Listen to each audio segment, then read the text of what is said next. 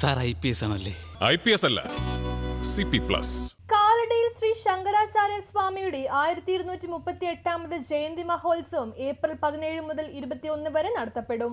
ജഗദ്ഗുരു ശ്രീ ശങ്കരാചാര്യയുടെ ജയന്തി മഹോത്സവമായ അദ്വൈതം 2026 ഏപ്രിൽ 17 മുതൽ 21 വരെ ആദിശങ്കരന്റെ ജന്മഭൂമിയായ കാലടിയിൽ വിപുലമായി സംഘടിപ്പിക്കുന്നു. ശ്രീ ശങ്കര സംഗീത് ഫൗണ്ടേഷൻ തിരുവനന്തപുരം, പൗർണമിക്കാവ് ക്ഷേത്ര ട്രസ്റ്റ് എന്നിവയുടെ സംയുക്ത ആഭിമുഖ്യത്തിലാണ് പരിപാടികൾ നടത്തപ്പെടുന്നത്. ലോകശാന്തിക്കും സനാതനധർമ്മത്തിന്റെ പ്രചാരണത്തിനുമായി അവതരിച്ച ജഗദ്ഗുരു ശ്രീ ശങ്കരാചാര്യരുടെ സന്ദേശങ്ങൾ പ്രചരിപ്പിക്കുകയാണ് മഹോത്സവത്തിന്റെ പ്രധാന ലക്ഷ്യം. കാലടി പൂർണ്ണ നദിക്കരയിൽ വിവിധ ആത്മീയ ചടങ്ങുകൾക്ക് വേദി ഒരുങ്ങും. മഹാകുംഭമേളയിൽ പങ്കെടുത്ത കാശ്മീരി പണ്ഡിറ്റുകളുടെ മുഖ്യ കാർമ്മികത്വത്തിൽ ഏപ്രിൽ 17 മുതൽ 21 വരെ ദിവസവും വൈകിട്ട് 6 മണി മുതൽ 8 മണി വരെ പൂർണ്ണ ആരതിയും മുതലക്കടവ് സ്നാനവും നടത്തപ്പെടും. ഏപ്രിൽ 19 തീയതി നടക്കുന്ന അദ്വൈത സംഗമം മുൻ ISRO chairman doctor S. Somanath ഉദ്ഘാടനം ചെയ്യും. ചടങ്ങിൽ 32 പ്രമുഖരെ ആദരിക്കുകയും പുരസ്കാരങ്ങൾ നൽകുകയും ചെയ്യും. അന്നേ ദിവസം മേൽമുരുക ഘോഷയാത്ര കാലടി ടൗണിൽ നിന്ന് ആരംഭിക്കും. മഹോത്സവത്തിന്റെ സമാപന ദിനമായ ഏപ്രിൽ 21 തീയതി 108 സന്യാസിമാർ ചേർന്ന് ദീപം തെളിയിച്ച് 2030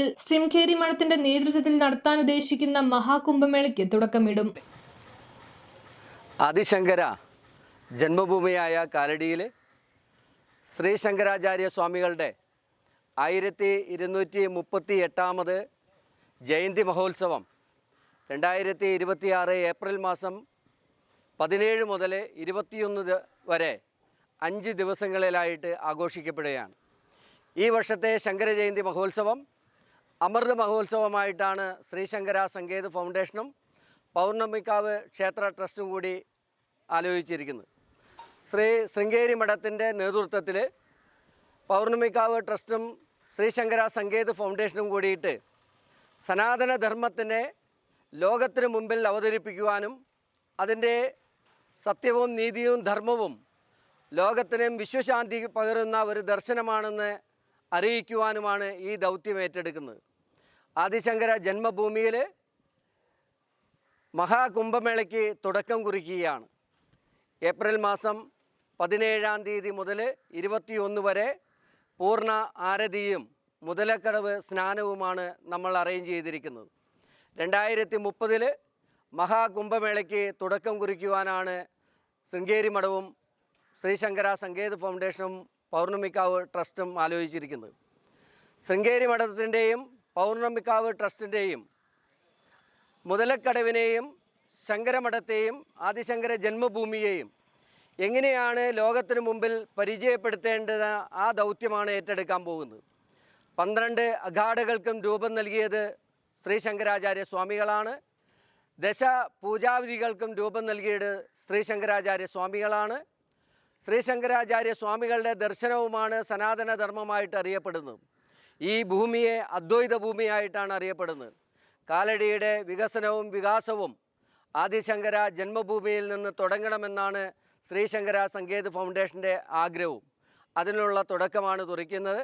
17 തീയതി രാവിലെ മഹാചണ്ഡികാ യാഗം, 17 തീയതി വൈകിട്ട് പൂർണ്ണ ആരതിക്ക് വേണ്ടി സ്ഥാപിക്കുന്ന പ്രതിഷ്ഠയ്ക്കുള്ള ശ്രീ ശങ്കര വിഗ്രഹം വഹിച്ചുകൊണ്ടുള്ള രഥഘോഷയാത്ര ശ്രീ ശങ്കരാചാര്യ കുലദേവതാ ക്ഷേത്രമായ പുത്തങ്കാവിൽ അമ്മയുടെ തിരുസന്നിധിയിൽ നിന്ന് ആരംഭിക്കുകയാണ്.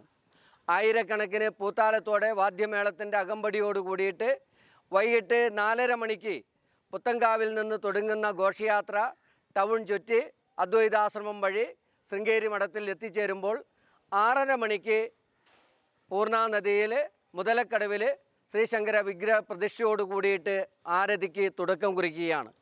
19 തീയതി 2 പെൺകുട്ടികളുടെ വിവാഹം നടത്തുന്നു. 5 പെൺകുട്ടികൾക്ക് സുകന്യാ സമൃദ്ധി സഹായം, വിദ്യാഭ്യാസ സഹായം, 1008 അമ്മമാർക്ക് മാതൃവന്ദനം, മാതാപിതാ ഗുരുവന്ദനം, അതേപോലെ വിശിഷ്ട വ്യക്തികൾക്ക് പുരസ്കാരങ്ങൾ, ആദരവ് എന്നിവ നൽകുന്ന ചടങ്ങാണ് നടക്കുന്നത്. അന്നേ ദിവസം 10:30 മണിക്ക് അദ്വൈത സംഗമം നടക്കുന്നു. അദ്വൈത സംഗമം മുൻ ISRO chairman doctor S. Somnath sir ഉദ്ഘാടനം ചെയ്യുന്നു. ആ വേദിയിൽ Shri MS Bhuvanendran, Shri PS Sreedharan Pillai sir, Shri KV ടോളിൻ, Shrimati പ്രീതി പ്രകാശ്, ശ്രീ KK കർണൻ എന്നീ വിശിഷ്ട വ്യക്തികളും ശ്രീ മനോജ് കുമാർ KP, ശൃംഗേരി മഠം മാനേജർ ശ്രീ രാജാരാമൻ സാറാണ് ആ യോഗത്തിൻ്റെ അധ്യക്ഷപദം അലങ്കരിക്കുന്നത്.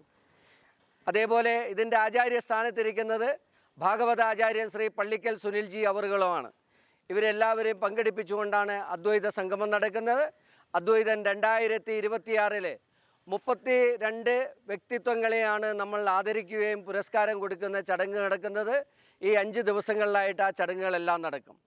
അതേപോലെ 19-ാം തീയതി വൈകുന്നേരം 100 കണക്കിന് ശ്രീമുരുക ഭക്തന്മാർ പങ്കെടുക്കുന്ന വേൽമുരുക ഘോഷയാത്ര കാലടി ടൗണിൽ നിന്ന് ആരംഭിക്കുന്നു. ആ ഘോഷയാത്ര മുതലക്കടവിൽ എത്തിച്ചേരുമ്പോൾ പൂർണ്ണ ആരതിക്ക് തുടക്കം കുറിക്കുകയാണ്. 21-ന് സമാപന ദിവസം നമ്മൾ 108 സന്യാസിമാരെ കൊണ്ട് ദീപം തെളിയിച്ച് 2030 കുംഭമേളയ്ക്ക് തുടക്കം കുറിക്കുന്ന ചടങ്ങ് കൂടി നടക്കുകയാണ്.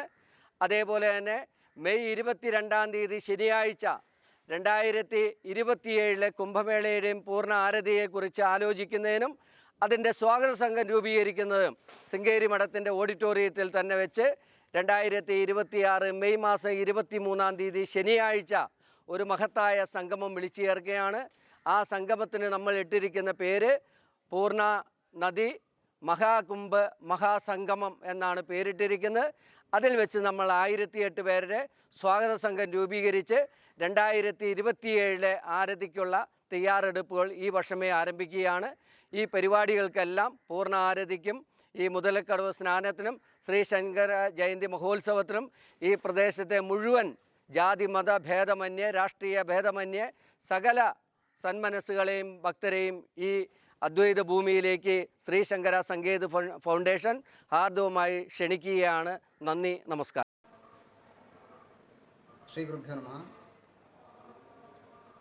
ശ്രീ ശങ്കര ജയന്തിയുടെ ഈ കൊല്ലത്തെ അത്യപൂർവമായ പരിപാടിയിലേക്ക് ഇന്ന് തുടക്കമാണെന്ന് വൈകിട്ട് തൊട്ട് ദേവി മഹാത്മ പാരായണം, നാളെ ചണ്ഡികാഹോമം, നാളെ വൈകിട്ട് പുത്തങ്കാവ് അമ്പലത്തിൽ നിന്ന് തുടങ്ങുന്ന ശങ്കരാചാര്യരുടെ ന്യൂസ് ബ്യൂറോ, കാലടി.